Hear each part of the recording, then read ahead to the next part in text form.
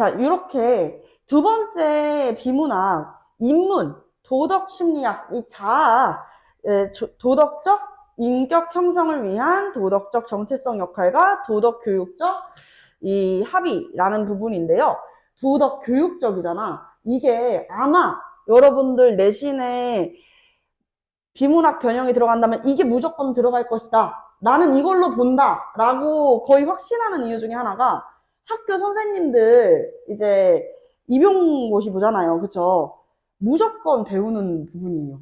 네. 그래서 선생님들도 약간 좋아하는 분야가 있잖아. 그치? 근데 대부분 국어 선생님들이 이제 철학 이런 거는 다 좋아하시는 편이지만 또 배운 것도 되게 좋아하셔. 근데 이번 딱 이 자아가 너무 좋았어. 그래가지고 여기 아닐까. 실제로 이번 오늘 시험이었었던 망포고등학교도 내가 기술을 딱 20분만 정리해주고 그냥 내용만 알아더라.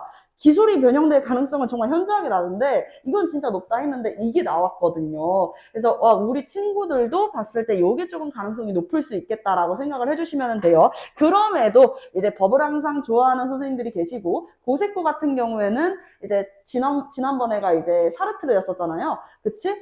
그렇다 보니 철학이었으니까 비슷한 인문으로 가진 않을 것 같고 법으로도 갈 수 있겠구나. 그렇게도 생각을 할 수 있어서 이 두 가지를 하는 거고요. 같이 한번 시작을 해보겠습니다. 도덕 심리학의 중심축을 형성해 온 인물에 대한 설명 누구야? 콜버그는 자 뒤에 넘기면 나와요. 아 맙소사 제가 갖고 있었네요. 자 콜버그는 이렇게 학자의 이름이 나왔다. 학자의 이름이 나오면 선생님이 뭐라 그랬죠? 그렇지. 무조건이야. 여러 학자가 무조건 2명 이상의 학자가 나온다고 생각을 해주면 돼. 콜버그의 인지발달 이론에서는요, 도덕적 이해를, 여기서 중요한 포인트, 도덕적 이해를 지식구조, 즉, 인지의 발달에 의한 것으로 봤대. 지식구조, 즉이라고 이야기했으니 지식구조의 발달이나 인지의 발달은 같은 말이 될 수 있겠죠. 그쵸? 자, 지식구조 또는 인지의 발달에 의한 것으로 보고 도덕적 이해가 자동적으로 도덕적 행동을 이끌어낼 수 있다라고 생각을 했대요. 자, 학자의 이름 누구라고요? 도덕 심리학의 중심축을 형성해야 한 콜버그라는 인물이 있는데 이 콜버그라는 사람이 도덕적 이해가 무엇으로 자동적으로 도덕적 행동을 이끌어낸다라고 보았대. 도덕적 행동. 그러면 우리가 도덕적인 행동을 해야 돼라고 머릿속에 가지고 있으면 그게 행동으로 자연스럽게 나온다라는 거예요. 자, 그러면 이 도덕적 이해는 무엇에 의한 것? 지식구조와 같은 말이에요. 지식구조 혹은 이제 인지의 발달로 인해서 나이가 들어가면서 인지 발달하잖아. 도덕적 이해 능력이 이제 발달하게 되는 것이고 그에 따라서 이렇게 하는 게 도덕적인 것이구나. 머리에 딱 들어왔어. 그럼 뭘로 바로 나온다? 행동으로 자동으로 나오지롱 이렇게 이야기했어요. 근데 이 말에 우리 학생들이 되게 많이 반대를 하더라고요. 선생님, 우리 학생들 무단횡단 하면 안 된다. 청소년 흡연하면 안 된다. 음주 안 된다. 다 머릿속으로는 알고 있는데 막상 행동은 하잖아요. 그렇게 봤을 때는 이 도덕적 이해가 자동으로 행동으로 나오는 건 아닌 것 같은데요? 라고 이야기하기도 하죠. 여러분들도 의문이지 않나요? 그렇죠? 그런데 그렇지 우리의 의문을 긁어줍니다. 도덕적 이해가 도덕적 행동을 보장할 수 있을까? 우리는 아니라고 생각하거든. 그렇지 않다고 생각할 수도 있다. 자, 이렇게 질의하듯이 질문을 통해 가지고 다른 견해도 꺼내올 수 있는 거예요. 그렇지 않다고 생각할 수도 있다. 도덕적으로 옳은 행동일 줄 알면서도 행하지 않는 경우가 많기 때문이다. 어른을 보면 인사해야 돼. 머리는 알고 있어. 근데 이렇게 하면서 쓱 지나가면서 이 막상 인사할 타이밍 놓쳐가지고 인사 못할 때도 있잖아요. 그쵸? 자, 그래서 행하지 않는 경우가 많기 때문이다. 그래서 누가 나오는 거야? 다른 학자 나왔죠. 블라지라는 인물이 나옵니다. 블라지는 콜버그의 이론에 의문을 제기했어요. 그렇지 않을 수도 있지 않을까? 이 자동이 안 될 것 같은데? 라고 의문을 제기하며 어떤 사람은 도덕적 이해가 행동으로 나타나고 어떤 사람은 그렇지 않은지에 대해서 관심을 기울였대. 누구는 인지하고 이 도덕적 이해를 가지고 있으면 바로 행동으로 나오는데 왜 누구는 그렇지가 않을까? 그렇게 이 관심을 기울인 사람이 블라지라는 것이죠. 자, 두 학자가 남았어요. 그러면 공통점과 차이점 찾는다 그랬죠. 공통점 내어주죠. 블라지는 콜버그와 마찬가지로 공통점 나오는 거야. 도덕적 이해가 중요하다고 보았어요. 도덕적 이해 무엇이었어요? 도덕적 이해, 이 콜버그는 지식 구조, 인지 발달에 의한 도덕적 이해, 이것이 중요하다고 봤는데 누구도 마찬가지였다는 거야? 블라지도 마찬가지였다는 거야. 블라지도 생각했을 때는 무엇이 중요한 것 같아요? 도덕적 이해. 중요합니다. 보았다. 그렇지만 콜버그와 달리 이제는 또 차이점 나오죠. 콜버그와 달리 도덕적 이해가 자아와 통합되는 과정을 거쳐야 도덕적 행동으로 이어진다라고 보았대. 자, 도덕적 이해가 무엇으로 나와야 돼요? 행동으로 나와야 되죠. 도덕적 행동으로. 그치? 자, 이렇게 도덕적 행동으로 나와야 되는데 블라지는 도덕적 이해가 자아와 통합되는 과정을 거쳐야지 도덕에 대한 행동으로 이어진다라고 봤대요. 그래서 요 사이가 자아와 통합되는 과정인 거야. 이 과정을 거쳐야 행동으로 나오는구나. 그럼 블라지가 중심으로 여긴 것은 자아와 통합되는 과정이겠죠. 그는 이 과정에서 나타나는 자아의 능동적인 역할을 강조하며 자아는 능동적인 것, 도덕적 행동을 이끌어 나가기 위한 도덕적 자아 모델을 제시했대. 처음 듣는 말 나왔는데 겁낼 필요 없죠? 바로 다음 문단에서 도덕적 자아 모델이 무엇인지 설명을 합니다. 도덕적 자아 모델은 도덕적 이해로부터 도덕적 행동을 이어지는 과정에 초점을 맞춘 모델이다. 그쵸? 도덕적 이해가 행동으로 나올 때까지의 그 과정에 초점을 맞춘 게 도덕적 자아 모델이라는 거야. 그럼 요게 도덕적 자아 모델. 콜버그와는 달리 콜버그는 도덕적인 이해가 있어? 그럼 바로 행동으로 나와. 근데 블라지는 달라. 도덕적인 이해가 있어? 그래도 행동으로 가지 않을 가능성이 높아. 그럼 이렇게 행동으로 가는 과정에는 무엇이 있냐? 자아가 통합되는 과정, 즉 도덕적 자아 모델이 있다라고 이야기를 한 것이죠. 자, 도덕적 자아 모델은 도덕적 이해로부터 행동으로 이어지는 과정에 초점을 맞추고 있기 때문에 이 모델에서는요, 도덕적 행동을 이끄는 데 있어 자아가 핵심적인 역할을 한다고 보았대요. 아, 자아가 핵심적인 역할을 한다고 보았다네. 올려볼게요.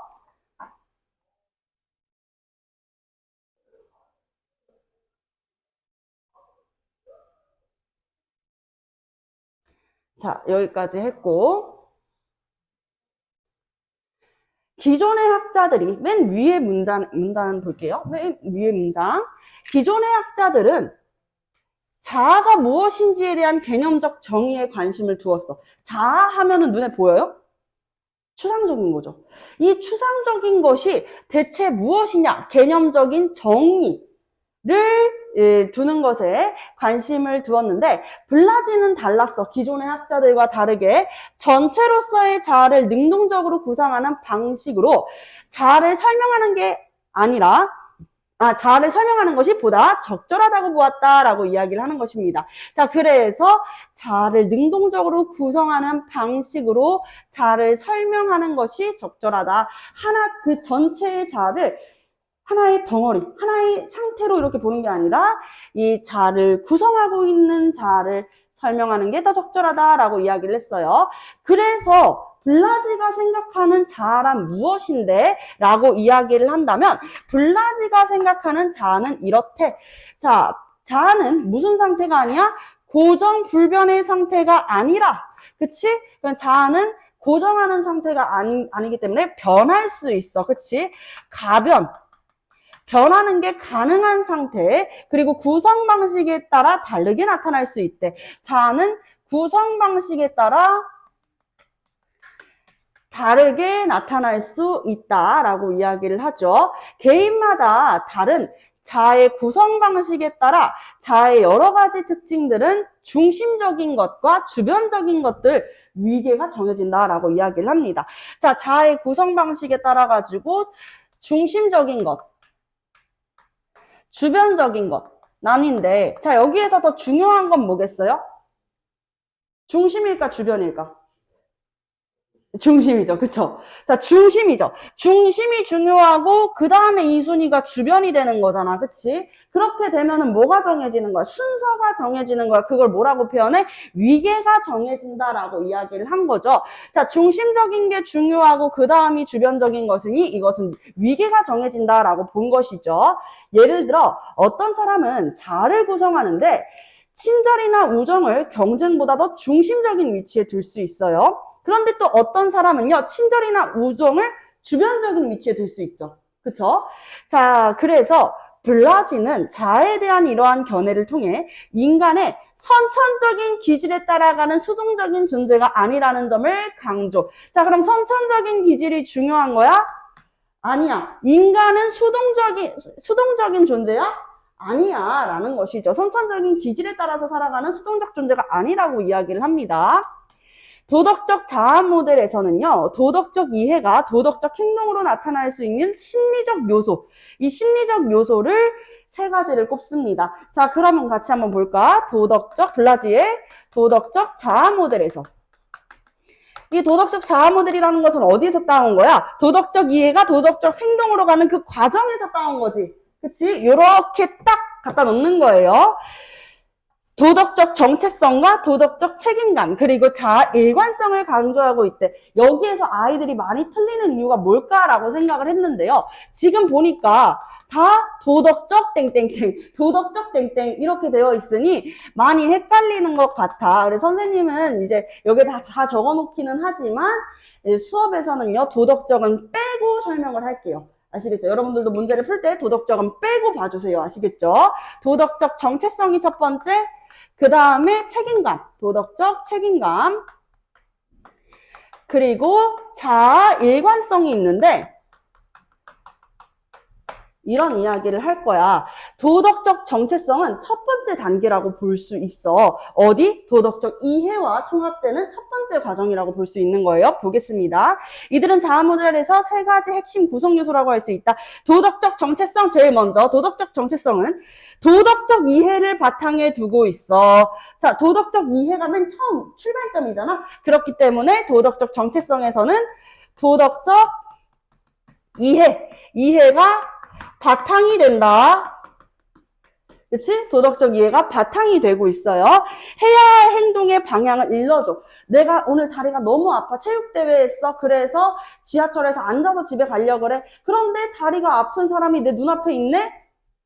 어떡하라고.가 아니라 딱 보고 나서 다리가 아픈 분이 계시네? 이럴 때는 일어나가지고 자리를 양보하는 게 맞아. 라는 생각이 드는 그 방향을 알려주는 거야. 방향을 제시해줘요. 이렇게 해야 돼. 라고 하면서 도덕적 정체성이라는 것, 방향을 알려주는 거야. 자, 그래서 도덕적 책임감과 자아 일관성은요, 그 방향으로 나아갈 수 있는 무엇을? 추동력을 이제 제공하는 것입니다. 자, 우리가 머리로 생각을 했어요. 이런 행동을 해야 돼. 라고 하면서 누군가 방향을 알려줬어. 태우나 이렇게 해야 된다 라고 방향을 알려줬는데 우리가 그 방향 알려줬다 그래서 무조건 다 가지 않죠. 이 방향으로 가야 돼 라고 하면서 직접 움직이게 하는 그 힘이 추동력이 되는 거지. 자, 그러면 단계 이 방향 제시는 정체성에서 하는 거고 책임감과 일관성은 이렇게 그 방향으로 가기까지 추동력을 제공하는 것이라고 이해할 수 있겠네요. 어렵지 않죠? 자, 그러면서 책임감과 일관성은 그 방향으로 나아갈 수 있는 추동력을 제공하여 도덕적 행동을 이끌어낸다. 라고 하면은 순서 딱딱딱딱 맞죠? 그 다음에 도덕적 자아 모델의 첫 번째 구성 요소인 도덕적 정체성은 여기 한번 볼게. 도덕적 자아 모델의 첫 번째 구성 요소인 도덕적 정체성은 도덕성을 자아의 중심에 두는 것. 도덕적 정체성은 도덕성을 자아의 중심에 두는 것, 즉 도덕성과 자아를 통합하는 것을 통해서 정체성이 형성되는 것이다 라고 이야기를 했어요. 자, 정체성이 어떻게 형성이 될 수 있다라고 이야기를 해? 도덕성을 자아의 중심에 두는 것. 도덕성을 자아의 중심에 둬야 돼. 다른 것들이 우선시 될 수 있잖아. 경쟁이 중심이 될 수 있어. 자아의 중심이 될 수도 있어. 혹은 친절이 자아의 중심이 될 수 있어. 여러 가지가 이 자아의 중심이 될 수 있지만 그 중에서도 도덕성을 자아의 중심에다가 두는 것. 그래서 도덕성과 자아가 통합하는 것을 정체성의 형성이라고 본대. 아주 중요한 말이 나왔어요. 자, 정체성 단계에서는 도덕적 이해, 이 도덕성과 자아가 통합이 돼야 된다라는 이야기. 요것이 통합이 돼야 된다. 요게 이제 정체성의 단계고, 도덕성은 선악에 대한, 블라지가 이야기한 도덕성은 선악에 대한 보편적인 인식을 이야기한다라는 거예요. 일반적인 인식을 이야기를 하고 있어요. 그리고 정체성이라는 것은 본질적인 자아를 의미한대. 우리가 자아, 블라지가 이야기한 자아는 고정불변한 것이 아니라 그랬지. 고정되어 있는 게 아니라 변할 수 있는 것이라 그랬지. 또 한 가지, 자아는 구성 방식에 따라서 사람마다 다르게 나타날 수 있어. 근데 그 구성 방식이 어떻게? 중심적인 것과 주변적인 것으로 나뉠 수 있다라고 이야기를 한 거잖아요. 그래서 본질적인 자아를 의미하는 것, 정체성. 이때 도덕성이 자아의 중심이 되는 정도. 도덕성이 자아의 중심이 되는 정도. 즉, 이것을 뭐라 그래? 도덕적 통합의 정도는 사람마다 다를 수 있어요. 우리 무단횡단 하면 안 된다는 거 알죠? 알죠? 아는데 왜 안 할까? 우리가 그것을 얼만큼 중요하게 생각을 하냐의 차이일 수 있다라는 거야. 나는 어릴 때부터 절대 무단횡단을 하면 안 된다고 배워서 선생님이 진짜 살면서 무단횡단 한 적 정말 급박한 상황에서도 한 3번밖에 안 되거든요. 그게 기억이 날 정도예요. 무단횡단을 하면서 죄스러운 마음이 딱 든단 말이야. 그래서 사람마다 이 도덕적 통합의 정도에 따라 가지고 다 다를 수가 있어. 도덕적 통합은 끊임없이 주의를 요하는 부서지기 쉬운 것이야. 왜냐하면 이렇게 생각을 하고 있다가도 무단횡단 하면 안 되지. 태호 알고 있어. 근데 학교 끝났는데 앞에 신호등 5, 4 깜빡여. 무조건 달린다 막 해가지고 결국에는 이제 신호 위반을 했어요. 보행자 신호가 아닌데도 막 뛰어갔어. 그럴 수 있는 거야. 내가 오늘은 도덕성을 되게 중요하게 생각을 했는데 다음 날이면은 주변적인 것에 될 수 있는 거지. 그치? 그렇기 때문에 무엇을 억제해야 돼? 본능적인 충동을 억제하려는 의도적이고 지속적인 노력이 필요하다라는 것이죠. 도덕적 정체성이라는 친구 쉬운 친구가 아니네요. 이 친구가 계속 이 도덕성이 자아의 중심에 있기 위해서는 뭐 어떻게 해야 된대요? 본능적 충동을 억제하려는 의도적이고 지속적인 노력이 필요하다. 라고 보고 있습니다. 그래서 블라지는 도덕성을 자아의 중심에 두는 사람일수록 당연한 얘기야. 자신의 도덕적 이상에 부합하는 삶을 추구하며 도덕적 이해를 행동으로 옮길 가능성이 높다고 보았다라고 이야기를 합니다. 도덕적인 이상에 부합하는 삶을 살고자 하겠지. 도덕적인 이해가 높은 사람일수록. 그치? 자, 이러한 주장은 도덕적 이해가 도덕적 행동으로 나타나기 위해서 도덕성을 자아의 중심에 둘 수 있도록 해야 된다는 것인데, 도덕성을 자아의 중심에 두려면 도덕적 이해뿐만이 아니라, 이건 당연한 거고, 이거 베이스잖아. 그치? 기초였잖아? 여기 도덕적 이해가 바탕, 기초가 된다고 그랬잖아요. 베이스. 이건 당연한 거고 또 뭐 필요해? 도덕적인 사람이 되는 것에 대한 관심도 필요하다라고 이야기를 하고 있어요.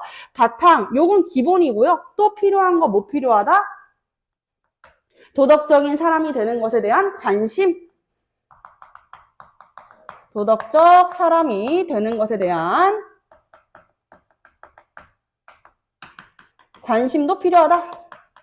이렇게 이야기를 하고 있습니다. 여기가 첫 번째 도덕적 정체성이었어.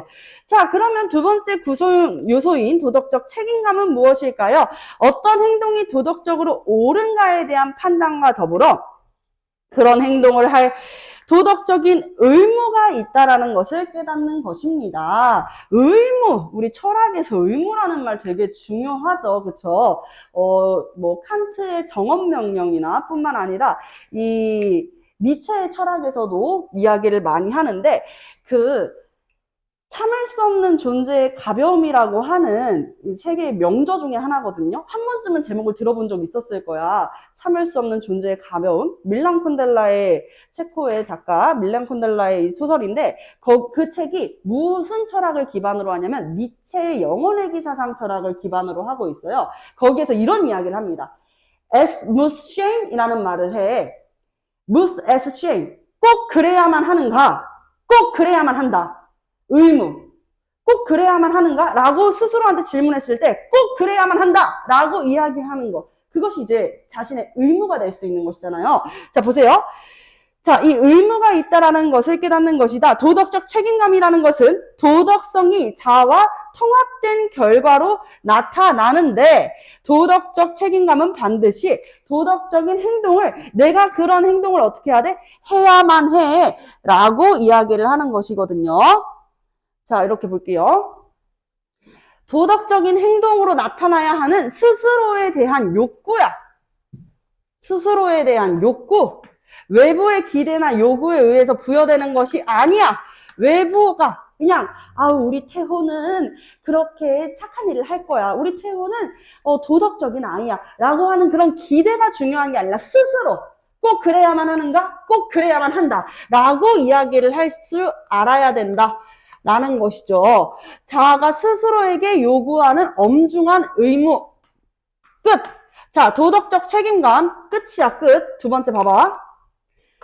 책임이잖아. 스스로에게 책임을 부여하는 거야. 의무로서. 그렇기 때문에 자아가 스스로에게 요구하는 엄중한 의무이다. 이 의무에 의해서 형성되는 게 바로 도덕적 책임감이 된다. 난 그런 행동을 해야 돼. 의무가 있으니까. 반장이라는 의무가 있으니까 난 무엇을 해야 돼. 스스로에게 이 책임감을 부여하는 것이죠. 세 번째는요, 자아 일관성인데 지금 보면은 도덕적 책임감이랑 자아 일관성에는 공통점이 있어. 어떤 공통점? 도덕적 행동으로 이끌어 나가는 추동력을 만들어낸다라는 공통점이 있지. 자, 그럼 여기에서도 아까 민법에서 같은 문제가 생깁니다. 책임감과 자아 일관성, 이 두 가지의 차이점을 인지를 하고 있어야 돼. 책임감이 뭐고 일관성이 뭔지를 우리가 분명하게 구분을 지어줄 수 있어야 된다는 거야. 알겠지? 차이점. 세 번째 구성 요소인 자아 일관성은 자신의 자아 의식과 일치하게 살아가고자 하는 인간의 경향성을 의미한다라고 이야기하는 것이에요. 자, 책임감은 내 스스로 의무를 부여하는 거야. 이렇게 해야 돼. 도덕적 행동 해야 돼. 일어나. 이렇게 얘기하는 거라면 일관성은 내가 가지고 있는 이 자아가 뭐야? 도덕적으로 살고 싶어 하는 그 자아지. 도덕성을 중심에 둔 자아잖아요. 그쵸? 도덕성과 자아가 통합이 되었단 말이야? 그럼 난 도덕적 인간으로 살아가고 싶겠지. 근데 내 행동이 만약에 그렇지가 않아. 싫은데? 안 그럴 건데? 이렇게 돼버려. 그러면 자아가 어떻게 되는 거야? 균열이 생기는 거잖아요. 그치? 머리와 행동이 일치하지 않으면 균열이지. 그치? 그렇기 때문에 블라지에 의하면 자아 일관성은 단지 본능적인 경향성이나 자기 충족 욕구에 의한 것만이 아니다. 도덕적 이상과 일치된 행동을 하려는 자아 일관성, 도덕적 정체성에서 나옵니다. 도덕적 정체성에서 나오고 도덕적 책임감으로부터 도덕적 행동으로 전하는 자아 일관성의 뒷받침이 된다라는 이야기를 하고 있어요. 이 자아 일관성은 어디서 나와? 정체성에서 나와. 그리고 책임감으로부터 도덕적 행동으로의 전환은 자아 일관성에 의해 뒷받침이 되어주는 거예요. 자신의 판단에 따라 행동하지 않는 것이 자아의 균열을 의미하기 때문이다. 내가 판단한 게 뭐야? 도덕적 이해, 도덕적인 행동을 해야 된다는 정체성이잖아. 그치? 정체성이야. 이 정체성에 따라가지고 행동해야 되는데 그 행동이 따라오지 않으면 어떡해? 그럼 뭐가 된다? 자아의 균열이 생길 수가 있다. 생각과 행동은 일치해야 된다. 의미하기 때문에 자아의 여러 특징 중 선, 정의, 공평등과 같은 도덕적 범주의 자아를 중심에 둘 때 자신의 도덕적 정체성과 일치된 행동을 하고자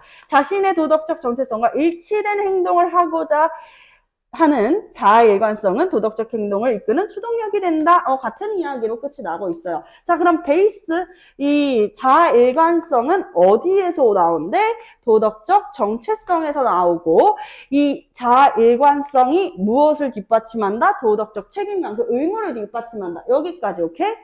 어렵지 않죠? 자, 그러면 문제 같이 한번 볼게요. 윗글의 내용과 일치하지 않는 것은? 자, 콜버그는 도덕적 행동을 이끌어내는데 지식구조의 발달이 필요하다고 했다. 지식구조라고 얘기하니까 사실 좀 낯설 수 있는데 가장 첫 번째 문단에서 우리가 뭐라 그랬어? 도덕적 이해에는 지식구조나 인지 발달, 그치? 인지 발달, 그리고 지식구조 발달 같은 거라 그랬죠. 그렇기 때문에 지식구조의 발달이 필요하다고 본 거 맞죠. 도덕적 이해니까요. 두 번째, 콜버그는 도덕적으로 옳은 줄 알면서도 행동하지 않는 이유를 인지 발달 이론을 통해서 설명했다. 낚이면 안 되지. 콜버그는 도덕적으로 옳은 줄 아는 걸 우리가 뭐라 그랬지? 도덕적? 그렇지. 이해라고 한다 그랬지. 콜버그는 뭐라 그랬어? 도덕적 이해가 있으면 이건 자동으로 뭐가 된다? 그렇지. 행동이 된다라고 얘기했어. 바로 행동이 된다라고 했는데 행동이 되지 않는 이유를 콜버그가 얘기할 이유가 없죠? 그렇죠? 그러니까 2번이 틀린 거야. 나머지 봐봐요. 블라지는 도덕성과 자아의 통합으로 형성된 정체성은 도덕적 이해를 바탕에 두고 있다고 보았다. 도덕성과 자아의 통합으로 형성된 정체성은 무엇을 바탕에 둔다? 도덕적 이해를 바탕에 둔다. 나와 있죠? 맞네. 블라지는 자아는 고정된 것이 아니며 자아의 특징들은 서로 다른 위계를 가질 수 있다. 서로 다른 위계가 뭐였어? 중심적인 것과 주변적인 것으로 나누는 거. 맞죠? 자, 그러면 이것도 맞고 콜버그와 블라지는 모두 도덕적으로 옳은 행동이 무엇인지를 아는 것. 그것이 무엇이야? 도덕적 이해. 둘 다 뭐라고 얘기했어? 공통점? 중요하다고 생각했어. 그치? 자, 그래서 중요하다고 보았다? 맞는 것이죠. 그래서 정답은 2번. 이런 식으로 풀어볼 수 있는 문제였습니다. 이렇게 정리를 해볼게요.